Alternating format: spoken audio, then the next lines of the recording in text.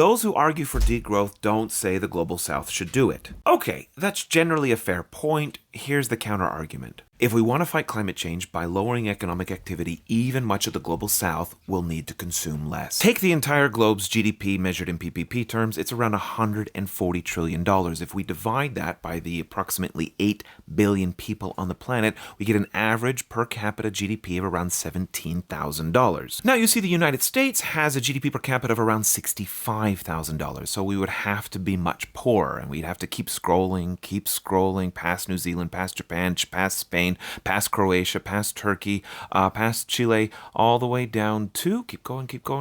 Oh, there it is, Thailand. That means is some countries like the Dominican Republic or Mexico are too rich. Argentina, Uruguay, Chile up here, all would have to lower their consumption. Some say, well, what about the top 1% in those countries? They're super rich. They could probably cut back. All right, let's go with this thought experiment. Unfortunately, it would need to be much more than that. We're looking at the average income for Chile in the 50 to 60 percentile. This means everybody in the country of Chile in the top 40%, not the top 1% or 5%, the top 40% would have to cut back their consumption. Now let's go over to the United States to compare. This is the third decile, so those between the 20th and 30th percentile, meaning 70% of Americans would have to consume less. Basically, the global middle class would have to significantly lower their standard of living. The degrowth literature very rarely says this part out loud.